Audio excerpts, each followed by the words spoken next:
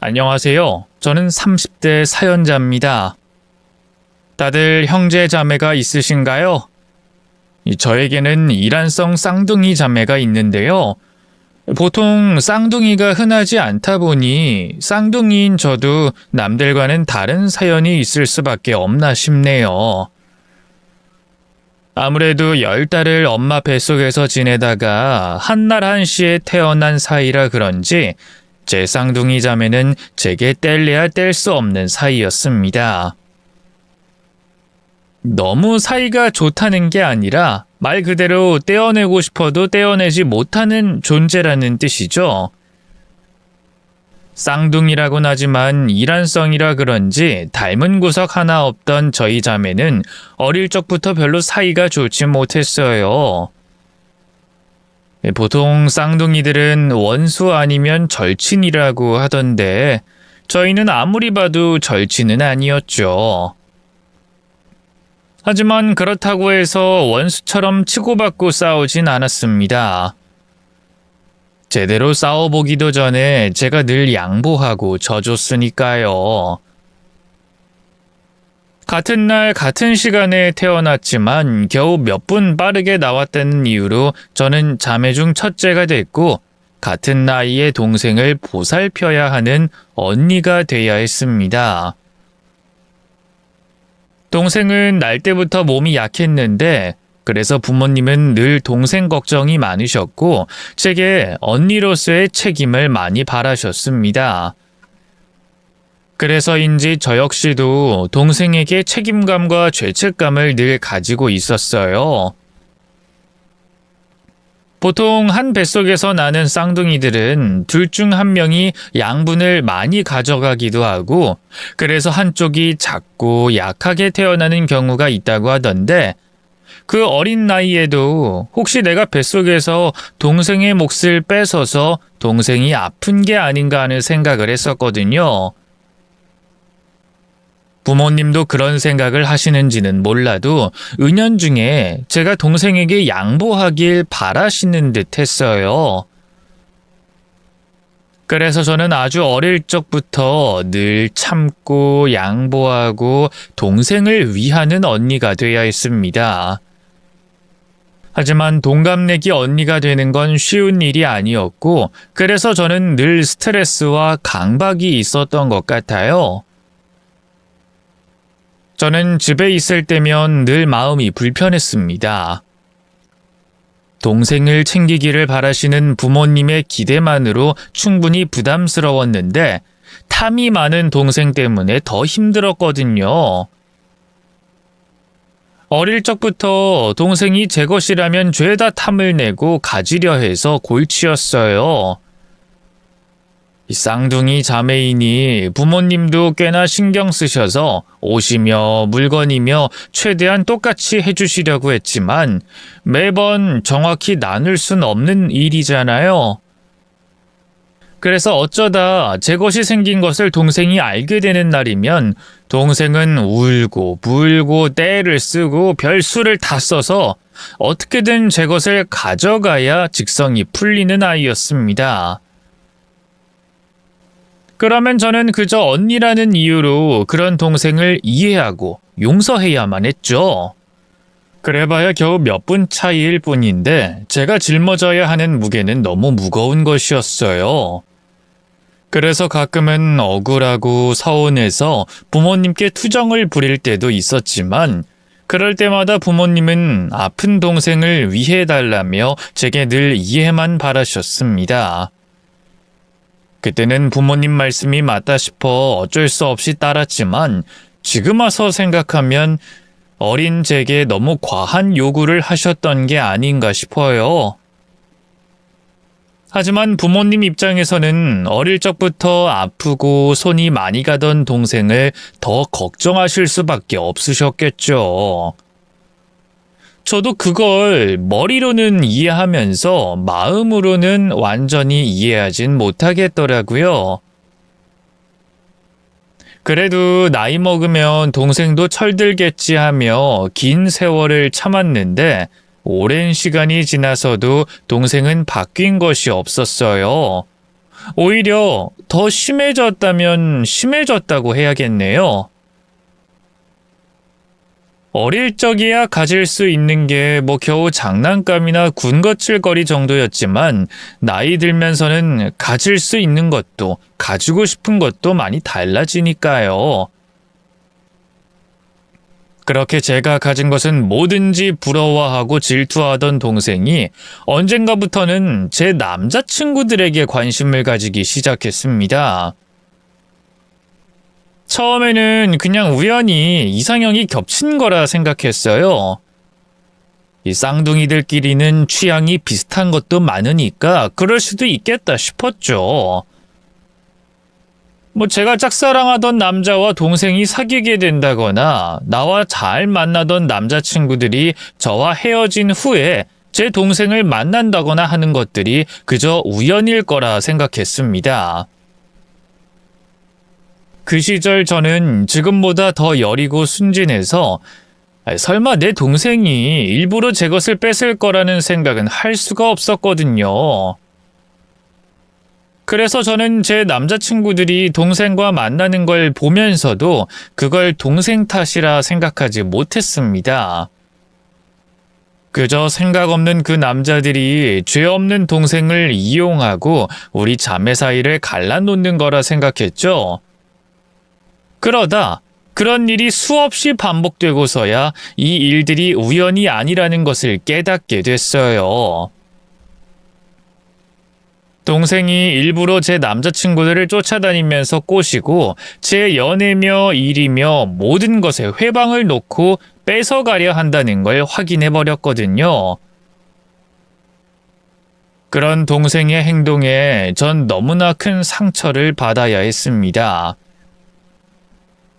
가장 가까워야 할 내 자매가 제일 나를 이해해줘야 할 내 동생이 어떻게 나한테 이런 아픔을 주는지 전 도저히 이해할 수가 없었어요. 그래서 처음에는 화가 나서 동생에게 따져보기도 하고 부모님께 대신 혼을 내길 부탁드리기도 했습니다. 하지만 그때마다 부모님은 늘 동생을 감싸셨고 돌아오는 말은 저에 대한 위로가 아니라 철없는 동생을 이해하라는 말뿐이었습니다. 아직 어리니 철이 없다고 하기엔 저도 동생과 같은 나이였는데도 부모님 눈에는 오로지 동생만 어릴 적 병치레하던 어린아이로 보이시는 모양이더라고요. 부모님은 그런 제가 섭섭해할까 싶으셨는지 제가 부쩍 어른스러워서 그러시는 거라 말씀을 덧붙이셨지만 저에게는 그 말마저도 상처였습니다. 애초에 제가 어른스러워진 이유가 그런 부모님 때문이었으니까요. 그렇게 저는 가족들에게 기댈 수도 없이 혼자 많은 것을 견뎌야 했는데 그런 저를 알아주는 사람은 아무도 없었어요.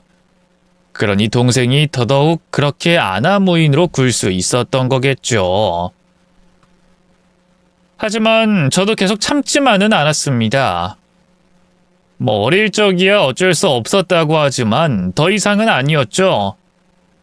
그런 동생과 동생 편만 드는 부모님이 지긋지긋했던 저는 대학을 졸업하고 곧바로 취직을 하며 직장을 핑계로 바로 집을 나와 독립을 하게 됐어요. 사실 부모님 집에서 출퇴근하려면 얼마든지 할 수 있는 거리였지만 더 이상 그 집에서 지내고 싶지 않더라고요. 그렇게 저는 집을 벗어나고서야 비로소 자유를 얻을 수 있었습니다. 당시 저는 출판사에서 일을 하고 있었어요. 어릴 적부터 제 취미가 독서였거든요. 생각해보면 제 취미가 독서가 된 것도 다 동생 때문이었네요. 독서라면 질색하는 동생이 제가 책 읽는 것까진 따라하지 않았거든요. 게다가 인형이며 장난감이며 좋은 것만 있으면 죄다 뺏어가는 동생 때문에 저는 늘 제 것 하나 가질 수가 없었는데 책은 읽으면 그 내용은 오롯이 내 것이 되니까 그게 참 좋더라고요. 그래서 저는 어릴 적부터 독서하고 사색하는 것을 즐겼는데 그러다 보니 대학 전공도 그쪽으로 하고 취업도 출판사로 하게 됐죠.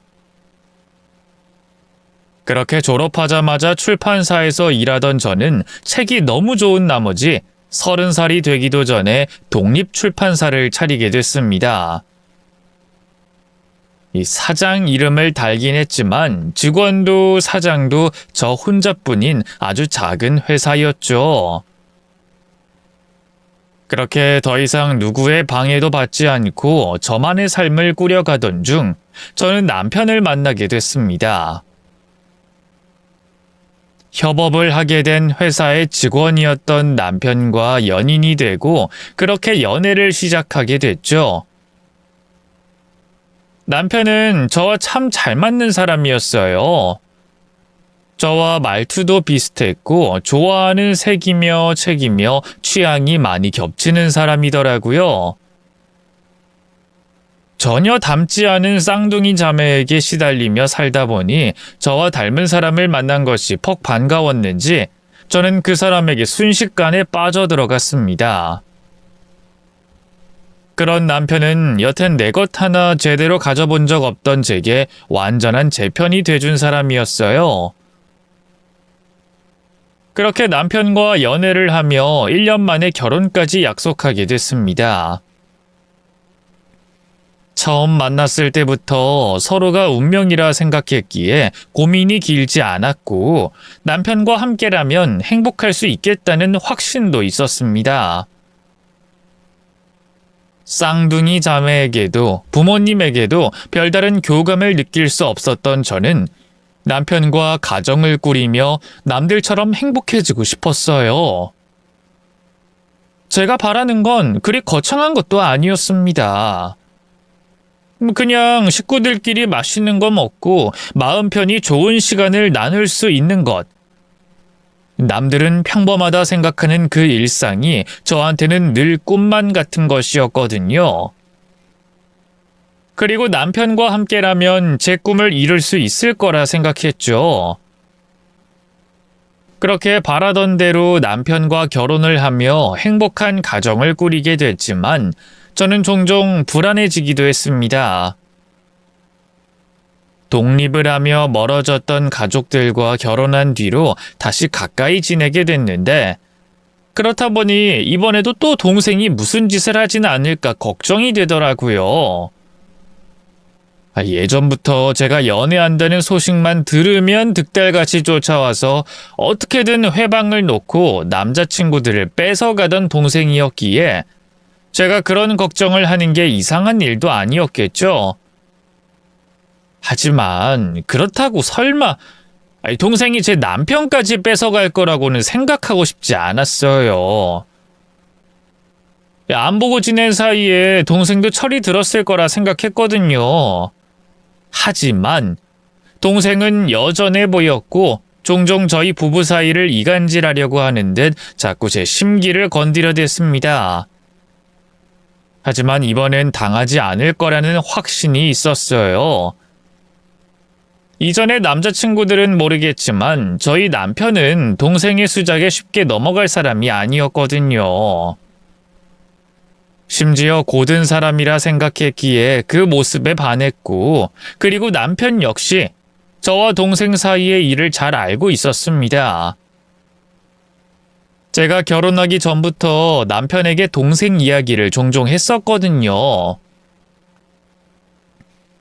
동생 때문에 마음고생했던 이야기며 동생에게 뒤통수 맞은 이야기들까지 남편도 다 들었고 그때마다 제게 공감해줬습니다. 남편은 힘들었을 제 마음을 토닥여주며 저 대신 동생 욕을 해주기도 했어요. 동생이 욕먹기를 바란 것은 아니었지만 누군가 나 대신 동생을 탓해준 적이 없었기에 제 편을 들어주는 것 같아서 좋더라고요. 그런 남편은 제 아픔을 헤아리며 남은 평생 든든한 제 편이 돼주겠다고 약속했습니다. 저는 그 말을 굳게 믿었고 남편이 있다면 더 이상 제 인생도 흔들릴 일이 없을 거라 생각했어요. 그런데 남편과의 결혼 생활이 3년쯤 접어들었던 어느 날, 저는 남편에게 청천벽력 같은 이야기를 듣게 됐습니다. 남편이 제게 갑자기 이혼을 요구해 왔거든요. 사실 최근 들어 어느 순간부터 저희 사이가 뭔가 달라졌다 싶은 생각이 들긴 했습니다. 다정하던 남편이 회사 일을 핑계로 피곤하다며 자꾸만 절 밀어내고 뭐든 같이 하던 저희가 따로 놀기 시작했거든요. 그렇게 점점 우리 부부 사이가 예전같이 못하다 생각은 했었지만 그래도 이혼을 할 정도는 아니라 생각했는데 갑자기 이혼 얘기를 꺼내다니 이게 무슨 말인가 싶더라고요. 저는 남편의 말을 이해하지 못하며 남편에게 이유를 물었습니다. 그러자 남편은 별다른 이유가 있는 건 아니라며 그냥 제게 더 이상 애정이 생기지 않는다는 말을 했어요. 다른 이유가 있는 건 아니야. 그냥 당신이 예전만큼 좋지 않아. 솔직히 당신도 느꼈을 거 아니야. 내 딸은 어떻게든 마음 써보려고 노력해봤지만 안 되더라. 나 더 이상 당신한테 마음이 없는 것 같아. 그러니까 이제라도 이혼하고 각자 갈 길 가자. 뭐? 그 말 진심이야? 그렇다고 이혼을 하자니 갑자기 일방적으로 이러는 법이 어딨어? 그리고 누가 평생 서로 설레이면서 살아? 나도 당신한테 예전만큼 설렘 없어. 하지만 그래도 당신을 아끼고 같이 하고 싶은 거지. 다들 그렇게 맞춰 사는 거 아니야? 그러니까 나는 더 이상 당신한테 아끼고 같이 살고 싶은 마음이 없다는 거야. 그냥 이쯤에서 끝내자, 우리. 남편은 제게 더 이상 이성으로의 설레임이 느껴지지 않는다며 저와 부부 생활을 하기가 어렵다고 말해왔습니다. 사실 처음에는 남편의 말이 믿기지 않았습니다. 언제는 평생 제 편이 돼주겠다던 남편이 돌연 제게 마음이 떠났다고 하다니 그걸 받아들이기 너무 어려웠거든요.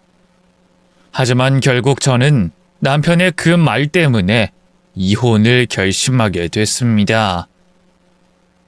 더 이상 절 사랑하지 않는다니 그 말을 듣고도 어떻게 남편을 붙잡을 수 있겠어요? 그건 제게 여자로서, 아내로서 사망 선고를 내린 것이나 다름없었고 그런 이유라면 제가 아무리 노력해봐야 우리 관계가 유지되지 않을 거라 생각했습니다. 그건 제가 남편에게 미련이 남은 것과는 별개의 문제였죠. 손뼉이 마주쳐야 소리가 나는 건데 저 혼자 부질없는 마음을 품어봐야 뭐 하겠나 싶더라고요. 그래서 저는 일주일의 고민 끝에 남편과 이혼을 결정하게 됐고 저희는 별다른 의견 다툼도 없이 한 달 만에 협의 이혼을 하게 됐습니다. 그렇게 저는 갑작스레 혼자가 되며 다시 외로워질 수밖에 없었죠. 부모님은 저의 갑작스러운 이혼에 많이 놀라신 눈치였지만 제가 속상할까 싶으셨는지 별다른 말씀을 하지 않으셨습니다. 하긴 애초에 결혼할 때부터 제 맘대로 했으니 이혼도 제 맘대로 하는구나 싶으셨을지도 모르겠네요. 그렇다고 해서 저도 부모님께 응석 부리거나 위로받고 싶은 생각도 없었고 그래서 이혼을 했다고 해서 친정에 자주 찾아가지도 않았어요. 부모님은 이혼한 제가 갈 곳이 없을까 내심 걱정하시는 듯 했지만 전 이혼을 결심하자마자 남편과 살던 신혼집을 내놓고 혼자 살 집을 얻었거든요. 어쨌든 그렇게 저는 홀로 서기를 해야 했고 본의 아니게 부모님의 걱정과 관심을 받게 됐습니다. 어릴 적에는 그토록 바라던 관심이었는데 왜 이제는 부담스럽기만 한지. 솔직히 별로 달갑지는 않았지만요. 근데 그 와중에 동생이 조용한 것은 좀 이상하더라고요. 저한테 안 좋은 일이 있을 때마다 늘 약 올리듯 제 앞에 나타나 제 심기를 건드리던 동생이었는데 언제나 제 일에 관심 많은 동생이 제 이혼 소식을 모를 리도 없을 텐데 웬일인지 동생은 제가 이혼을 할 쯤부터 소식이 없었습니다. 사실 부모님도 동생이 독립해서 나가며 동생과 못 본 지 꽤 됐다고 하시더라고요. 웬일인가 싶기는 했지만 30 다 돼가는 동생이 별일이 있을 리도 없고 그때는 저도 이혼 문제로 다른 곳에 신경을 쓸 여유가 없던 탓에 조용하던 동생의 일을 대수롭지 않게 생각했습니다. 그런데 그 후로 반년쯤 지나 들려온 소식에 저는 뒷목을 잡을 수밖에 없었어요. 은주야, 아유, 이걸 어떡하면 좋니? 미안하다, 은주야. 무슨 일이에요, 엄마? 갑자기 미안하다뇨. 그게 무슨 말씀이세요? 아유, 그게 말이다, 은주야. 민주가 김서방이랑 결혼을 한단다. 그게 무슨 소리예요? 민주가 누구랑 결혼을 해요? 김서방이라뇨. 엄마 설마 태훈 씨 말하는 건 아니죠? 아이고 어떡하니? 이 일을 어떡하면 좋아? 내가 내 입으로 말을 하면서도 너한테 너무 미안해서. 아이 엄마! 자꾸 미안하다는 소리만 하지 말고 제대로 말해보세요. 민주가 태훈 씨랑 결혼한다는 게 맞아요? 아이 그게 사실은 말이다.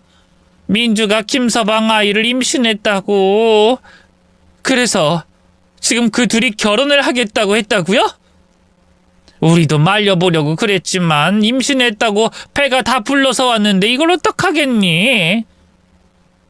민주가 바쁘다고 얼굴 안 비췄을 때 눈치를 챘어야 하는 건데 우리도 정말 아무것도 몰랐다.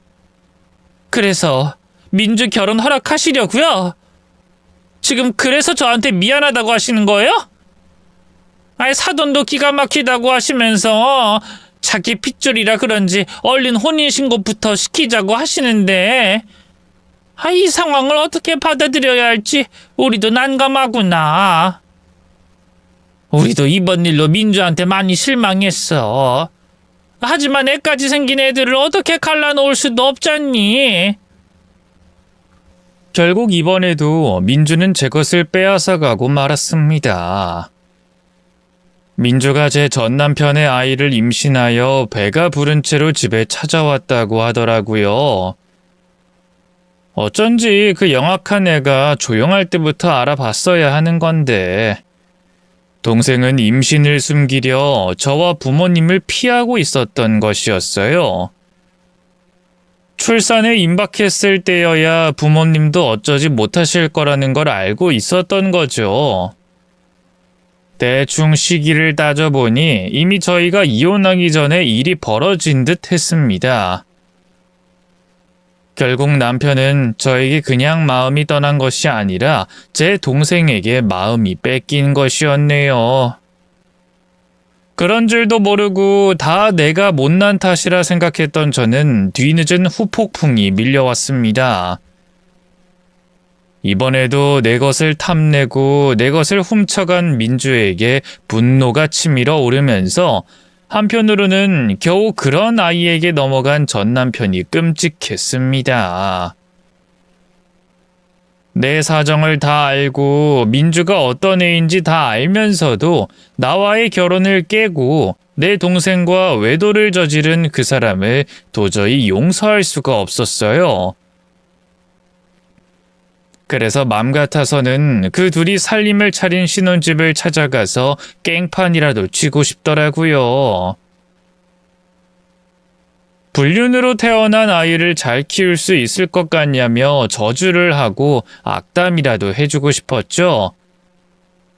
하지만 그런 생각을 하는 것만으로도 너무 추접스럽고 치욕스럽더라고요. 더러운 그것들과 더 이상 엮이지 않는 게 제 정신 건강에도 좋겠다는 생각에 저는 아예 그것들을 모른 채 하기로 했습니다. 그리고 기어이 동생과 제 전남편의 재혼을 허락하고 제게 용서를 구하는 부모님과도 인연을 잘라내기로 했죠. 부모님은 동생의 만행에 기막혀 하셨지만 그럼에도 결국 어쩔 수 없다며 누구의 편도 들지 못하셨습니다. 이번만큼은 부모님이 철저히 제 편이길 바랬지만 그러지 않는 부모님을 보며 서운함과 실망감을 넘어 회의감이 들더라고요. 두 자식 모두를 걱정하는 부모님을 이해해 보려 했지만 이번엔 저도 참지 못할 것 같았어요. 그래서 저는 모두와 연락을 끊고 훌쩍 떠나버리기로 했습니다. 그래도 제가 사장인 것이 이럴 땐 좋더라고요. 이사하는 것처럼 회사도 아예 옮겨버리면 됐으니까요. 그래서 저는 연고가 없는 지역으로 이사를 갔습니다. 그곳에서 다시 새 이름으로 출판사를 차리고 새로운 보금자리도 얻을 수 있었습니다. 아는 사람 하나 없는 낯선 곳이었지만 왜인지 마음은 더 편하더라고요. 애초에 내 고향, 내 집에서 마음 붙이지 못했던 저였으니 아예 아무도 저를 모르는 곳이 편한지도 모르겠네요. 그렇게 저는 그곳에서 서서히 자리를 잡아가게 됐습니다. 믿었던 남편에게마저 배신당하며 더 이상 사람을 믿지 못하게 됐던 저는 마음의 문을 꽁꽁 닫아버렸습니다. 그 일이 있은 후로 수년이 흐르며 그동안 저는 바쁘게 살았고 부모님과 동생의 소식도 모른 채로 지내왔어요. 부모님이 저와 소식이 닿아보려 제 지인들에게 연락을 하신다는 걸 알았지만 다시 부모님을 마주할 자신이 없어서 만나진 않았습니다. 그래도 건강히 잘 지내신다니 다행이라 여기며 전 혼자에게만 집중하는 시간을 보내고 있었어요. 그렇게 조금씩 상처를 지워가고 있었는데 대체 어떻게 알았는지 전 남편이 어느 날 갑자기 절 찾아왔더라고요. 여보, 잘 지냈어? 당신 뭐야? 당신이 날 왜 찾아와? 아니, 내가 여기 있는 건 어떻게 알고 찾아왔어? 내가 당신한테 정말 못할 짓 했지만 그래도 우리가 같이 했던 시간이 있잖아. 나만큼 당신을 많이 아는 사람도 없을 텐데 그런 내가 당신의 흔적 하나 못 찾을 리가 없지. 당신이 계속 출판일 할 거라 생각하고 여기저기 수소문을 좀 해봤는데 다행이었어. 덕분에 찾았네. 지금 그걸 말이라고 해? 당신이 여기가 어디라고 찾아와? 무슨 염치로 당신이 날 수소문을 해? 내가 누구 때문에 이 동네까지 흘러와야 했는데? 진정해, 은지야. 나 너한테 부탁이 있어서 온 거야. 부탁은 무슨 부탁? 내가 당신 부탁 들어줄 처지야? 네가 나한테 무슨 짓 했는지 그새 잊어버린 거야? 나도 내가 정말 염치 없고 쓰레기라는 건 아는데 그런데도 도저히 달리 부탁할 사람이 없었어. 힘든 와중에 너 말고는 생각나는 사람이 없더라. 제게 부탁이 있다며 절 찾아온 전 남편은 잠시 뒤 어딘가에서 어린 아이를 하나 데려왔습니다. 그리고 제게 끔찍한 부탁을 얘기했죠. 은주야, 인사해. 내 딸이야. 나도 이런 부탁 황당한 거 아는데 혹시 네가 아이 엄마가 돼줄 수 있겠니? 순간 저는 제가 뭔가 잘못 들었을 거라 생각했습니다. 아무리 쓰레기라고 그래도 아무리 막장이라 그래도 인간이라면 염치를 안다면 설마 저런 부탁을 저한테 할 수는 없을 거라 생각했거든요. 내 동생이랑 바람나서 날 비참하게 버리고 가버린 인간이 이제 와서 저더러 자기 아이의 엄마가 돼달라니 진짜 미치지 않고서야 어떻게 저런 소리를 하나 싶더라고요. 그때 저는 또다시 억장이 무너지는 기분이었습니다. 나를 얼마나 물러봤으면 숨어버린 나를 찾아와 또 이러는지 이번엔 정말 그 사람을 저주하고 싶었어요. 하지만 제가 저주를 하기도 전에 그는 이미 벌을 받고 있는 중이었습니다. 기막혀 정말. 당신 정말 쓰레기다. 나한테 그렇게 상처를 주고 또 나를 찾아올 낯이 있어? 대체 나를 얼마나 더 괴롭혀야 직성이 풀려서 이래? 뭐? 엄마가 돼줄 수 없냐고? 그게 나한테 할 말이니? 은주야, 제발 내 말 좀 들어줘. 나도 너한테 이러고 싶지 않았어. 근데 아무리 생각해도 부탁할 사람이 너밖에 없어서 그래. 내가 지금 도움받을 사람이 아무도 없어. 나 말기 암이래. 뭐? 당신이 뭐라고? 암? 갑자기 찾아서 그게 무슨 소리야? 정말이야, 나 진짜 암 환자야. 치료 잘 받는다고 해도 생존율이 겨우 20%래. 전 남편은 자신이 말기암 환자라고 말했습니다. 그제서야 전과 다르게 초췌하고 야윈 전 남편의 몰골이 눈에 들어왔어요. 그 모습을 보니 전 남편이 하는 말이 거짓말 같진 않더라고요. 나랑 이혼하고 내 동생이랑 재혼해서 잘 사는 줄만 알았더니 애엄마는 어쩌고 암 환자가 애를 데리고 다니며 일어나 싶었습니다. 알고 보니 민주가 남편의 건강 상태를 알고서부터 집을 나갔다고 하더라고요. 자기는 언제 죽을지 모를 남편 간병할 마음이 없다면서 대여섯 살 먹은 어린 딸까지 아픈 남편에게 버려두고 갔다는 겁니다. 여전한 동생의 이기심에 기가 막혔지만 이제 와서 제가 신경 쓸 바는 없었죠. 당신이 아는지 모르겠지만 애초에 우리가 가정을 꾸린 것도 다 실수였어. 술김에 딱 하룻밤 실수였는데 일이 이렇게 될 줄은 정말 몰랐어. 민주가 갑자기 임신했다고 하는 바람에 내가 당신한테 그럴 수밖에 없었던 거야. 내가 어쩌다 이렇게 된 건지 정말 후회스럽다. 민주가 철이 없다는 건 알고 있었지만 당신 동생 정말 상상 이상이야. 어떻게 아픈 남편에 어린 애까지 두고 갈 수가 있는지. 그래서 뭐 어쩌자고. 나더러 이제 와서 당신 변명 들어달라고? 나한테 변명도 안 하고 헤어지자고 했던 건 당신이야. 근데 내가 이제 와서 니들 추잡한 사연 듣고 싶은 줄 알아? 나도 알아. 내가 정말 죽을 죄를 지었다는 거. 그래서 내가 지금 이렇게 된 게 다 벌 받는 거라 생각해. 그래서 당신한테 더더욱 면목 없고 죄스러워. 근데 이런 와중에도 당신 생각밖에 안 들더라. 당신이 나한테 의지했던 만큼 나도 당신한테 많이 의지했었으니까. 어쩌다 딱 한 번 돌이킬 수 없는 실수를 하게 됐지만 나한테 당신은 여전히 소중하고 중요한 사람이야. 그러니까 당신도 내 생각 한 번만 해줄 수 없을까? 나 당장 언제 죽을지도 모르는데 아이를 맡아줄 곳이 없어. 애엄마는 소식 없는 지 벌써 몇 달째고 우리 부모님도 날 안 만나 주셔서. 그래서 지금 당신 죽고 나면 당신 딸이 갈 곳 없으니 나더러 이 애를 걷어 키우라는 거야? 당신이랑 내 동생이 불륜을 저질러서 만든 아이를? 미안해. 정말 면목 없어. 하지만 나라고 어쩔 도리가 있겠어? 이대로라면 이 아이는 고아원에 가야 할 거야. 근데 어떻게 그러겠어?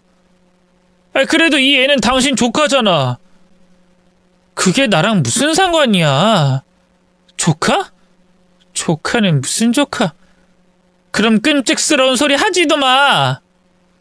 나는 이 애 엄마 노릇해줄 생각도 없고 내 가족이라 생각하지도 않아. 당신이나 민주 그 애나 내 인생에서 빠진 지 오래고 난 더 이상 니들이랑 엮이기 싫어. 근데 내가 왜 당신 딸을 맡아줘? 은주야, 제발. 내가 오죽하면 이러겠니? 정 맡길 곳 없으면 당신 부모를 찾아가지 왜 나한테 그래? 처제랑 사고쳐서 결혼한다 할 때는 특달같이 결혼시키더니 왜? 이제 와서 손녀는 못 봐주시겠대? 우리 부모님도 그 일로 나한테 실망하시고 그 후로 점점 멀어져서 자주 뵙지도 못했어. 아이 태어난 뒤로는 당신 보기 미안하신지 더 꺼려하셨고, 그러다 보니 우리 부모님은 우리 딸한테 정이 안 가시는지 못 봐주시겠대. 거기다 장인 장모님이랑도 그 일 이후로 연이 끊겨서 아마 찾아가봐도 나 용서 안 하실 거야. 장인 장모님이 은주 너한테 많이 미안해 하셨거든. 그 일이 양가 모두에게 적지 않은 충격이긴 했던 모양입니다. 자기네 핏줄이니 어쩔 수 없지 않겠냐며 결혼을 시키자던 예전 시부모님도, 제게 미안해하던 저희 부모님도 그 두 사람의 재혼을 마냥 반기진 않으셨던 모양이더라고요. 뭐 저야 자세한 사정을 알고 싶지도 않지만 어쨌든 전 남편은 자기 부모나 장인 장모나 둘 다 연락을 못하는 상태였습니다. 그래서 도저히 아이를 부탁할 곳이 없어서 자기가 죽은 후에 제가 아이를 맡아줬으면 하고 부탁하는 것이었죠. 이 얼마나 염치 없고 기막힌 부탁인지 저는 전 남편의 뻔뻔함에 말문이 막혔습니다. 그래서 제가 욕을 하는데도 남편은 마지막 부탁이라며 제게 아이를 떠넘겼습니다. 잠깐이라도 아이를 맡길 곳이 없는지 제게 반나절만이라도 아이를 맡아달라 하더라고요. 그 순간 자기 아빠 뒤에 숨어있던 아이가 슬쩍 나와 저와 눈을 마주치는데 순간 저는 그 부탁을 차마 거절할 수가 없었습니다. 그 아이에게 정이 가는 것도 아니고 그 아이를 내 조카라 인정하는 것도 아니었지만 아직 세상 물정 모를 그 어린아이가 눈치를 보고 있는 그 상황이 너무 가엾고 안쓰럽더라고요. 이게 다 어른들의 탓인데 아이는 무슨 죄일까 싶었죠. 호구라고 욕하셔도 어쩔 수 없겠네요. 애초에 제가 이렇게 못나고 바보라서 동생에게 남편까지 뺏겼던 거겠죠. 하지만 그 어린애를 어떻게 참아 내쫓을 수 있겠어요. 그래서 저는 결국 반나절이라도 아이를 봐달라는 전 남편의 부탁을 들어줄 수밖에 없었습니다. 그렇게 그 아이를 집에 들여놓고 밥부터 먹였는데 애가 제대로 엄마 보살핌을 못 받아서 그런 건지 그 나이 때 아이답지 않게 허겁지겁 밥을 먹더라고요.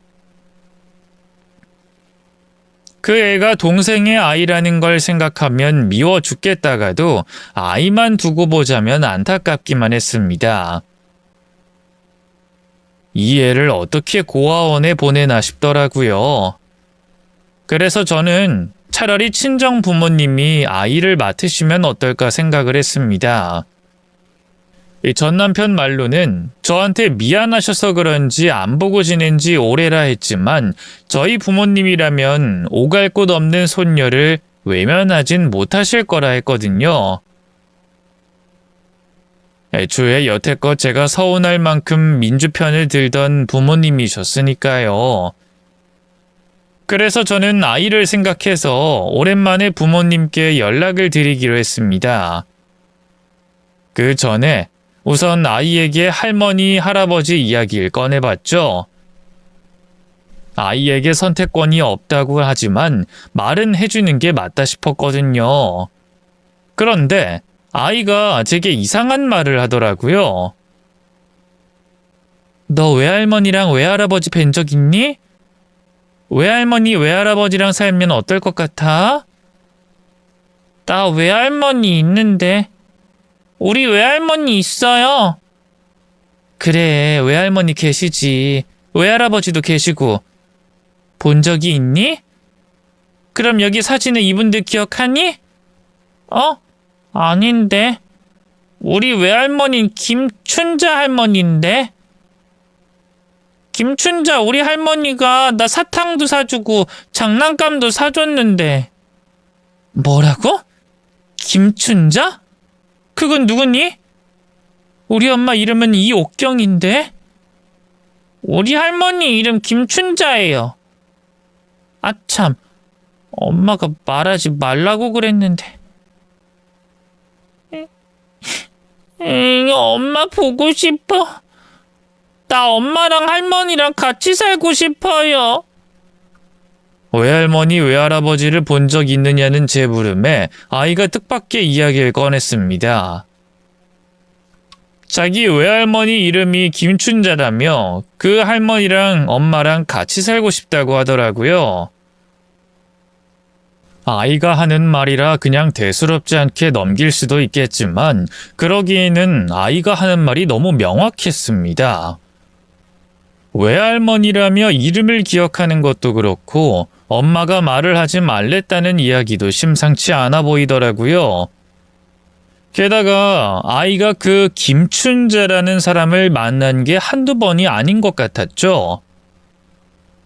그렇게 아이의 말에 의문을 가진 저는 그 일을 자세히 알아볼 수밖에 없었습니다.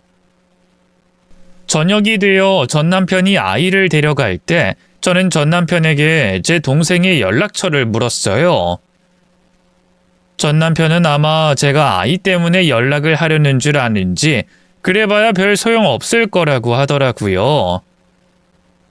전화번호는 있는데 내 전화는 절대 안 받아.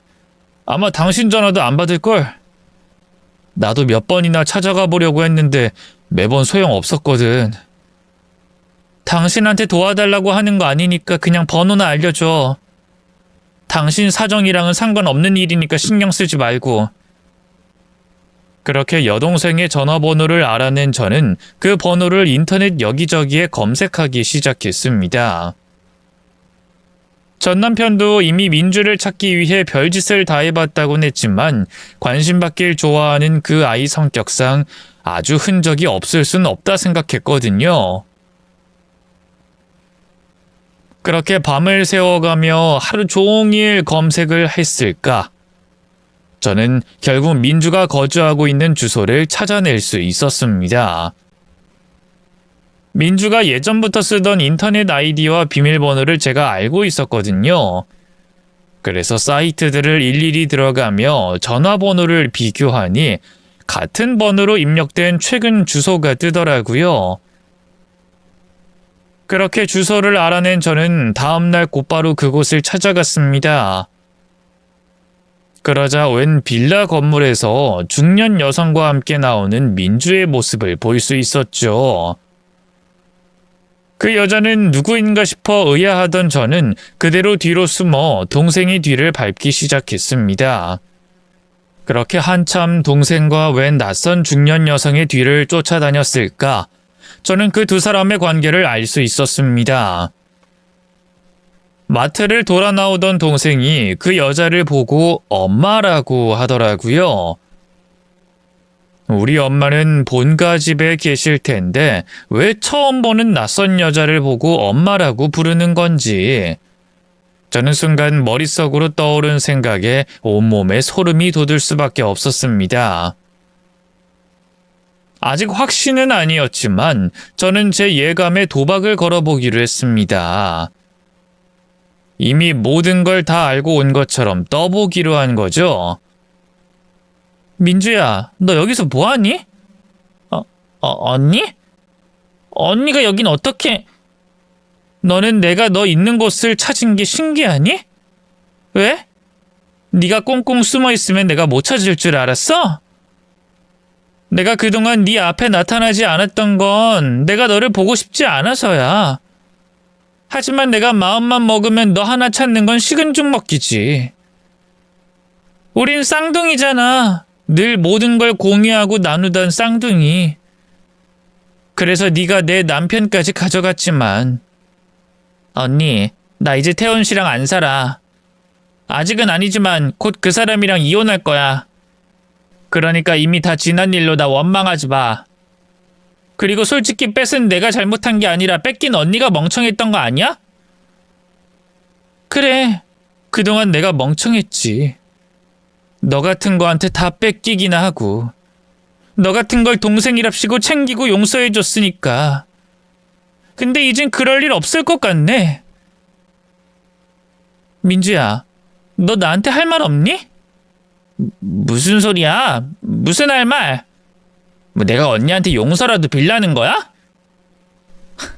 민주야, 너 내가 정말 바보라고 생각하니? 너 말 잘해야 할 거야. 내가 아직도 아무것도 모르는 줄 아니? 나 다 알고 왔어. 그러니까 조금이라도 용서받고 싶으면 지금이라도 솔직하게 말해야 할 거야. 아니면 너 말고 이쪽에다가 물어볼까? 아줌마, 저 다 알고 왔으니까 헛수작 부리지 말고 솔직하게 말해요. 무슨 얘기를 하라는 거야, 언니? 뭘 어떻게 알고 왔는데? 나 어제 네 딸 만났어. 네 남편이 나더러 좀 봐달라고 데려왔더라고. 뭐 나한테 아이 엄마가 돼달라나 뭐라나? 기막힌 얘기라 내쫓으려고 그랬는데 그랬으면 큰일 날 뻔했지. 네 딸이 아니었으면 내가 이 끔찍한 사실을 어떻게 알 수 있었겠니? 그래도 설마 했는데 사실이었을 줄이야. 이래도 내가 아무것도 모른다고 생각해? 어때요, 아줌마? 민줄은 그러려니 하고 아줌마도 사실대로 말할 생각 없으면 지금 당장 경찰 부르고요. 어떻게? 뭐 두 사람 다 감옥에서 지내보던가. 안 돼요. 안 돼. 아니에요. 우리 민주는 아무 잘못 없어요. 다 내 탓이에요. 다 내 죄예요. 얘는 아무 죄가 없어요. 잘못했습니다, 선생님. 잘못했어요. 감옥에 가더라도 제가 가겠습니다. 저만 신고하세요. 제 딸은 안 돼요. 저도 설마 하며 미끼를 던졌던 것이었지만 그게 사실이길 바란 적은 없었습니다. 하지만 결국 제 몹쓸 상상은 현실이 됐고 저는 충격적인 진실을 마주해야 했어요. 제 쌍둥이 동생 민주를 자기 딸이라 부르는 중년 여성의 말에 전 결국 민주 그 아이가 제 친동생이 아니라는 것을 알게 될 수밖에 없었죠. 뭐라고요? 그럼 내 진짜 동생은 어디 있는 거야? 당신이 내 동생을 해코지한 거야? 대체 우리한테 무슨 짓을 한 거야? 아니에요. 어떻게 한 건 아닙니다. 그냥 저는 제 딸을 살리고 싶어서 그래서 그랬을 뿐이에요. 약하게 태어난 내 딸이 가난한 부모 밑에서 제대로 자라지도 못하고 고생할 걸 차마 두고 볼 수가 없어서 그래서 그냥 아이를 바꿨던 것 뿐이에요. 제가 고아원에 애를 데려다 줬으니 그 애도 잘 살고 있을 거예요. 어떻게 그런 짓을 해? 자기 자식 때문에 남의 자식을 내다버려? 당신이 지금 무슨 짓을 저질렀는 줄이나 알아? 잘못했습니다. 정말 잘못했어요. 제 욕심이 과했습니다. 나도 부모 된 사람이면서 그러면 안 되는 건데 그땐 저도 제정신이 아니었어요. 남편도 없이 홀몸으로 아이를 낳아 키를 생각하니까 앞이 깜깜한데 돈도 한 푼 없는데 애가 아프기까지 하니까 겁이 났어요. 근데 마침 그때 같은 병원에 부잣집 사모님이 입원을 했다는 소리를 들었는데 그 집 자식들과 한날 한시에 나란히 태어난 내 아이가 너무 가여웠어요. 그래서 그랬습니다. 하지만 우리 민주는 아무 죄 없어요. 다 제 욕심 때문에 벌어진 일이에요. 그러니까 나만 욕하세요. 그 옛날 엄마가 산부인과에서 저희 쌍둥이들을 출산하셨을 때 그 여자도 같은 병원에서 딸을 낳았던 겁니다. 남편도 없이 미혼모 신세로 말이에요. 그런데 그 아이가 너무 약하게 태어났고 지속적인 치료가 필요하다는 의사의 말에 여자는 아이를 포기할까 생각했었답니다. 자기 형편에 비싼 치료비를 감당할 여력도 없었고 애초에 아비 없이 낳은 아이였기에 입양을 보낼까 고민하던 중이었다고 하더라고요. 그런데 그때 마침 여유 있어 보이는 저희 부모님을 보게 됐고 같은 날에 태어난 저희를 보며 상대적 박탈감 같은 걸 느꼈던 모양이에요. 자기는 저희 아빠 같은 다정한 남편도 없고 돈이 없어서 일반 병실도 겨우 들어갔는데 저희 부모님은 1인실에 특별 대우를 받고 있는 걸 보니 괜히 자기 자식과 저희들의 처지가 비교됐던 거죠. 그러자 그 여자는 자기 욕심에 해서는 안 될 짓을 하고 말았습니다. 자신의 딸을 입양 보내는 대신 제 동생과 자기 딸을 바꿔치기 하여 제 친동생을 고아원에 버려버렸던 거죠. 자신의 친딸이 유복한 집에서 건강하게 자랄 수 있도록 말입니다. 하지만 그러고도 자기 딸이 보고 싶긴 했던지 중학생 시절 민주를 찾아와 자신이 친엄마라는 사실을 밝혔답니다. 그래서 민주는 그때부터 자신의 출생의 비밀을 알고 있었지만 그러고도 저희 가족에게 사실을 얘기하지 않았습니다. 친모의 잘못된 선택 때문에 일이 꼬였지만 민주가 솔직했더라면 일찍이 바로 잡았을지도 모르는 일인데 그 애는 모든 걸 알고도 함구하고 오히려 더 표독스럽고 뻔뻔하게 저희 가족 행세를 하며 제 것을 탐내고 빼앗아 왔던 겁니다. 그런 줄도 모르고 그 애를 내 친동생이라 생각하고 오랜 시간 힘들어야 했던 저는 억울하기만 할 뿐이었습니다. 그 여자나 그 딸이나 어떻게 그런 짓을 할 수 있는 건지 생각한 적도 없던 끔찍한 진실에 전 눈물만 흐르더라고요. 어떻게 그럴 수가 있어? 어떻게 멀쩡한 아이를 고아원에 버리고 한 가정을 깨트렸어? 내가 당신 딸 때문에 얼마나 힘들었는지 알기나 해? 미안합니다, 정말. 이제 와서 미안하다고? 그 말이면 용서받을 거라 생각하는 거야? 당신 정말 뻔뻔하네. 역시 피는 못 속이는 법인가 봐. 나는 늘 민주가 우리 식구답지 않다 생각했더니 결국 지 엄마를 닮은 거였네. 그래서 당신처럼 파렴치하게 남의 자리 빼앗고 남의 것 탐내며 살았던 거야. 그래놓고 이제 와서 둘이서 사이좋은 모녀 행세하고 있었네? 당신들 절대로 가만두지 않을 거야. 무슨 수를 써서라도 죗값 치르게 할 거라고. 그리고 저는 그 자리에서 당장 그 여자를 신고했습니다. 그리고 부모님께도 사실을 알렸죠. 그렇게 제가 경찰에 신고하는 그 순간까지도 민주는 뻔뻔하기 짝이 없었습니다. 자기가 자기 어미가 무슨 잘못을 했냐며 저한테 되묻더라고요. 이미 수십 년도 지난 일로 죗값을 치를 수 있을 것 같냐며 절 비웃었습니다. 그리고 그 여자는 자기 딸은 죄가 없다며 지겨운 소리를 계속 해대는데 둘 다 참 비열하고 이기적이더라고요. 대체 어떤 성정을 타고나면 저토록 잔인할 수 있는 건지 저는 민주와 그 친모를 도저히 이해할 수 없었습니다. 그렇게 저는 경찰서에서 수년 만에 부모님을 다시 만나게 됐습니다. 그 여자는 저희 부모님 앞에서 자신의 잘못을 전부 시인하고 모든 것을 털어놨습니다.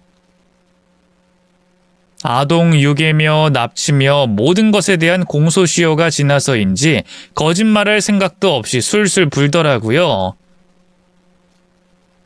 그 여자가 제 동생을 버렸다는 고아원 주소까지 말입니다. 저는 당장이라도 부모님과 함께 그 주소로 찾아가 제 친동생을 찾고 싶었어요. 하지만 사실을 알게 된 부모님이 충격으로 그만 쓰러지시며 결국 제가 혼자 친동생이 있었다던 고아원으로 갈 수밖에 없었습니다. 다행히도 제 동생은 거기 있었던 게 맞았습니다. 가끔씩 중간에 원을 옮기거나 행방이 묘연해지는 경우들도 많다는데 동생은 20살이 되기 전까지 그 고아원에서 계속 지내다가 퇴소를 한 뒤에도 고아원 원장님과 연락을 주고받고 있다고 하더라고요. 덕분에 저는 어렵지 않게 친동생의 거취를 알아낼 수 있었습니다. 그렇게 원장님의 도움으로 친동생을 찾아간 저는 처음으로 제 진짜 동생을 마주하고 깜짝 놀랄 수밖에 없었습니다. 이란성 쌍둥이임에도 저와 부모님을 닮은 얼굴에 그 애를 보자마자 제 동생임을 알 수밖에 없었거든요. 은영씨? 은영씨 맞죠? 네, 제가 김은영이에요. 원장님께 연락 받았어요. 그쪽이 제 언니라고요? 정말인가요? 정말 저한테 부모님이랑 가족이 있었어요? 전 여태껏 제가 버림받은 줄만 알고 있었어요. 근데 그게 아니었다니. 이게 다 꿈 같아요. 미안해요, 은영씨. 내가 진작 알았더라면 우리가 더 일찍 만날 수 있었을 텐데. 아무것도 몰랐다가 이제서야 찾아와서 미안해요, 정말. 아니에요. 이제라도 이렇게 만난 게 다행인 거죠. 그래도 언젠가 내 가족 한번 봤으면 좋겠다 싶었는데 일찍이 소원을 이루게 됐네요. 그럼 제가 언니라고 불러도 되나요? 그럼 당연하지. 내가 네 언니야, 동생아. 정말 핏줄이 당긴다는 게 이런 건가 싶었습니다. 제 친동생 은영이는 이름부터 저와 쏙 닮아있는 아이였어요. 저와 비슷한 이름에 비슷한 외모에 심지어 관심사까지 비슷한지 저희는 참 닮은 구석이 많았습니다.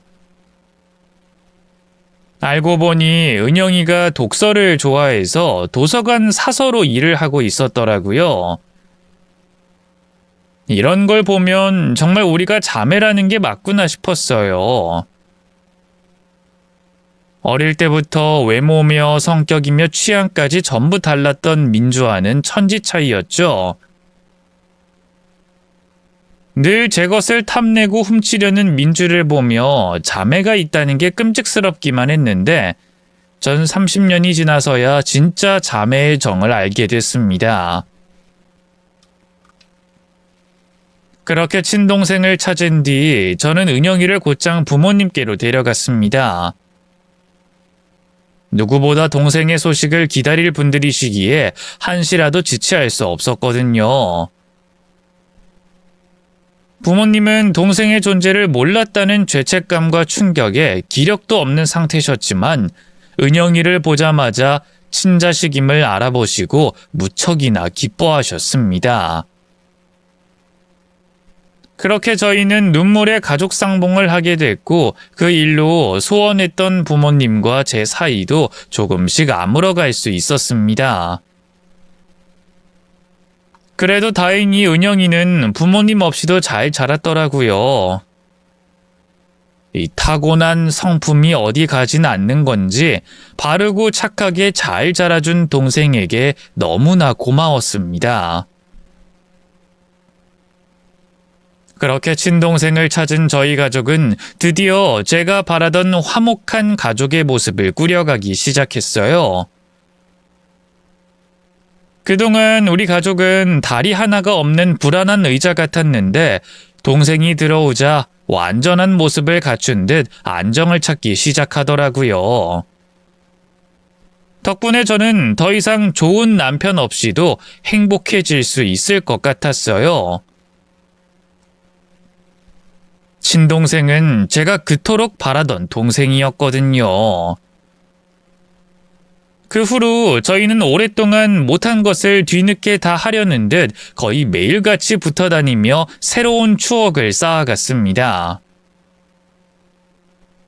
떨어져 살던 저도 집으로 들어가고 30년 만에 내 식구가 모이게 됐네요. 그렇게 저와 저희 가족은 행복해졌지만 그에 비해 악인들의 최후는 그리 좋지 못했어요.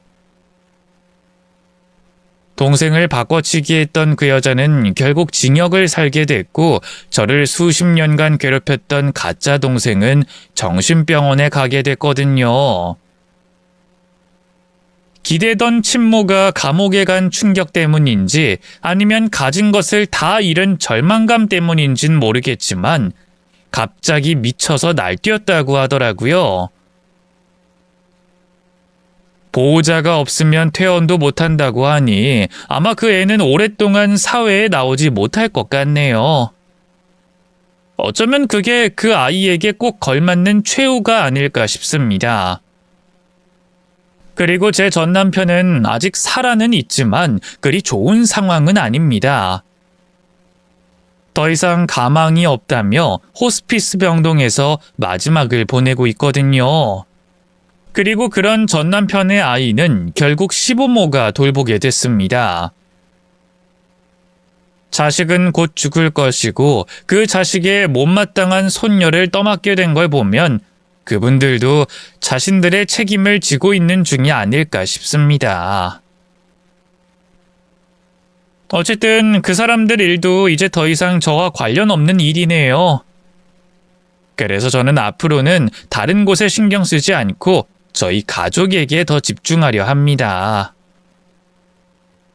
오랜만에 찾은 동생과 비로소 화해한 부모님과 같이 나누고 싶은 것이 정말 많거든요. 그럼 여러분도 저희 가족의 행복을 빌어주시길 부탁드리며 제 이야기는 여기서 마치겠습니다. 감사합니다.